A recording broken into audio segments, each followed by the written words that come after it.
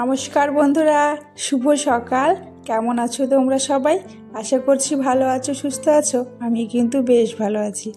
আমি কাজল, আর কাজল অঙ্কিতা লাইফস্টাইল ব্লগে তোমাদের জানাই সবাইকে ওয়েলকাম আর অনেক অনেক ভালোবাসা। আর এখন দেখো সকালে উঠে কিন্তু চলে এসেছি কিন্তু রান্নাঘরে।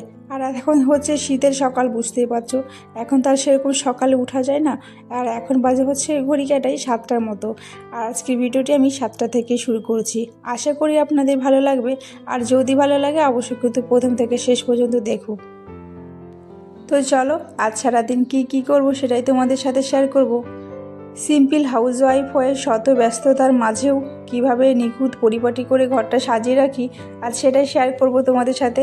আশা করি আজকে ভিডিওটি ভালো লাগবে। তো চলো, ওদিকে তো এসেই দেখো সকালে এসে হচ্ছে রান্নাঘরে চলে এসেছি বাসি কাজ কমপ্লিট করে।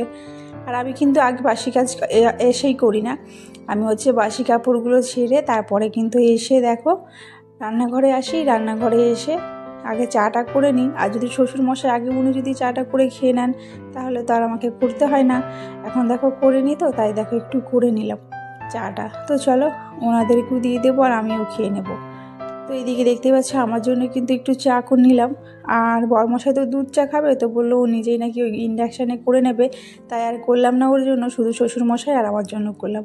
শাশুড়িমা বলছে আজকে খাবে না, লেবু জল খাবে, তাই ওনাকে একটু লেবু জল দিয়েছি। আর আমি দেখো আমার জন্য 1 কাপ চা নিয়ে নিয়েছি। আর সকাল সকাল এখন শীতের মধ্যে চা খেতে তো দারুণ লাগে, তাই দেখো চা খেতে বসে পড়েছি। তো চলো কে চা খাবে চলে আসো। তো এদিকে দেখতে আমি খাটের উপরেই বসে কিন্তু চাটা খাচ্ছি। কারণ কি বলতো, ভিডিও করার সময় নিচে বসে খেলে না মানে ক্যামেরাতে ঠিক আসে না, তাই কিন্তু আমি কিন্তু উপরে বসে খাই। কিন্তু সবসময় বসি না গো, শুধু যখন ক্যামেরা একটু অন করি তখনই শুধু একটু খাটে বসি, না হলে সবাই বলে যে খাটে বসে খেতে নেই। তো সত্যিই জানি শুধু ক্যামেরা করার জন্য কিন্তু একটু খাই। তো চলো ওদিকে চাটা খেয়ে আমি হচ্ছে বরের জন্য হচ্ছে বরবটি আর আলু কিন্তু ভাজা করে নিয়েছি।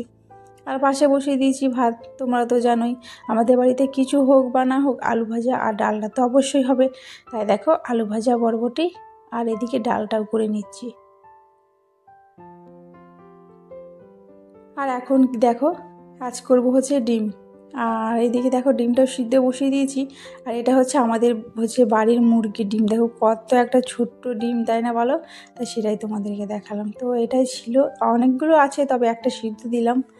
আর এদিকে দেখো আমাদের বাড়িতে কিন্তু কী বলতো মাছ মাংস না থেকে না মানে ডিমটাই কিন্তু বেশি হয়। কারণটা কী বলতো, আমার না বেশ ভালো লাগে গো ডিম খেতে। মাছের মধ্যে অনেক কাঁটা থাকে তো বাছতেও বিরক্ত লাগে।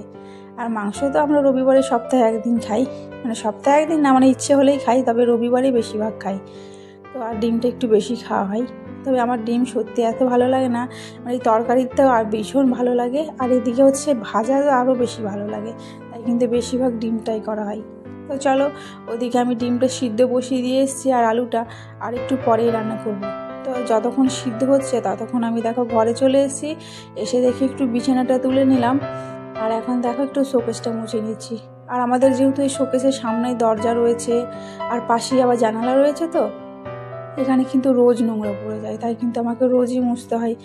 আর বাইরে যেহেতু আমাদের মাটি রয়েছে সামনে উঠোনে, তো ওই জন্য আর কি সবসময় কিন্তু মুছতে হয়, আর নোংরা হয়েই যায়। আর বাড়িতে বাচ্চা থাকলে তো ও কী করে বলো তো, খেলনা বাটিগুলো নিয়ে এসে এর উপরে ধুলো বালিগুলো রেখে রেখে কিন্তু খেলে, তাই কিন্তু আমাকে রোজ মুছতে হয় জানো।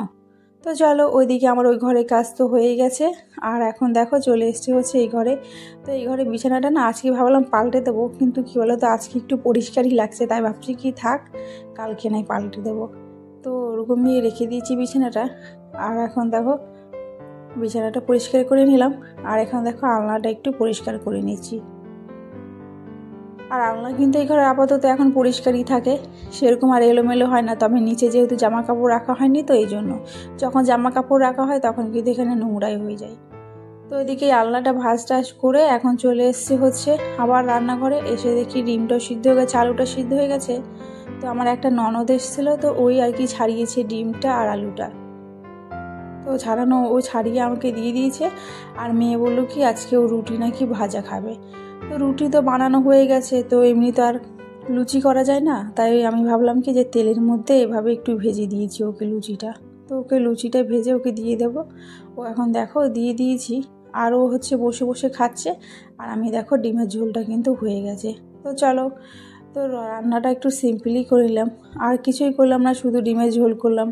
যত কম রান্না করা যায় ততই ভালো। রান্না করে না বেশিক্ষণ এখন থাকতে ইচ্ছে করে না, আর এখন নিচে ভীষণ ঠান্ডা লাগে, মানে এখন যেহেতু পাকার মধ্যে ভীষণ ঠান্ডা লাগে।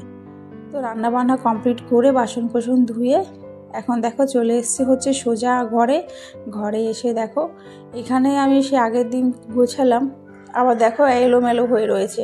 তাই ভাবলাম যে চলো এটাকেও একটু গুছিয়ে দিই, তাই দেখো এটাকেও গুছিয়ে নিচ্ছি। আর এখানে এর মধ্যেই রেখে দেবো কৌটোর মধ্যে। আর মেয়ে হচ্ছে এখানে তো নাগাল পায় না, সেরকম নোংরা হয় না, তবে বরমশাই এরকম করে জানো। তো যাই হোক, তো চলো ওইদিকে গুছিয়ে নিয়েছি, আর এখন এগুলোকে হালকা করে একটু মুছে দিই, তাহলে আপাতত এখানকার পরিষ্কার। শুধু ওই দুটো থাকি রেখেছি দেখো, আর নিচে কিন্তু একটাও রাখিনি। বাড়িতে বাচ্চা থাকলে না ওরা শুধু টেনে এলোমেলো করে দেয়, তাই কিন্তু উপরে দুটোতেই রেখেছি, আর নিচে কিন্তু একটাও রাখিনি। ওদিকে ওটা মোছা হয়ে গেছে, আর এখন চলে এসছে হচ্ছে কম্পিউটার টেবিলে। তো চলো, অনেক গল্প হলো। তো তোমাদের পরিচয়গুলো অবশ্যই জানিও কমেন্টে, কে কোথা থেকে ভিডিওগুলো দেখছো সেটাও অবশ্যই জানিও। আর যদি আমার ভিডিওটা তোমাদের একটু ভালো লেগে থাকে অবশ্যই কমেন্টে জানিও।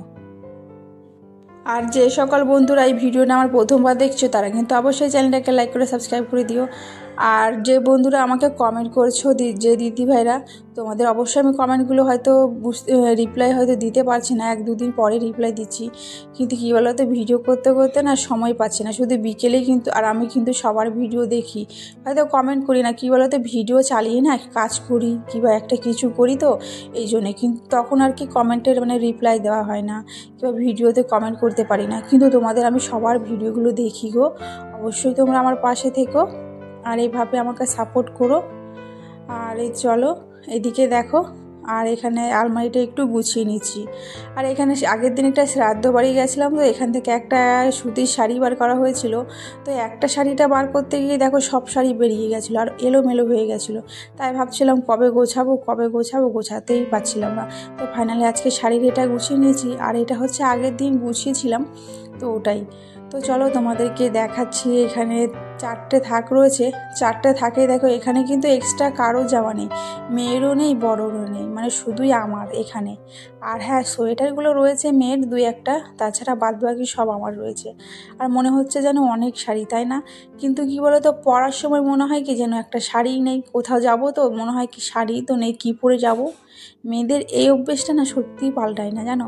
তো যাই হোক, ওদিকে একটু গুছিয়ে দিয়েছি আর আলমারিতেই রেখে দিয়েছি। তো বন্ধুরা, আজকে ভিডিওটা আর বেশি বড় করলাম না, আজকের মতো এইটুকুই। দেখা হচ্ছে অন্য কোনো ভিডিওতে। সবাই ভালো থেকো, সুস্থ থেকো, টাটা সবাইকে।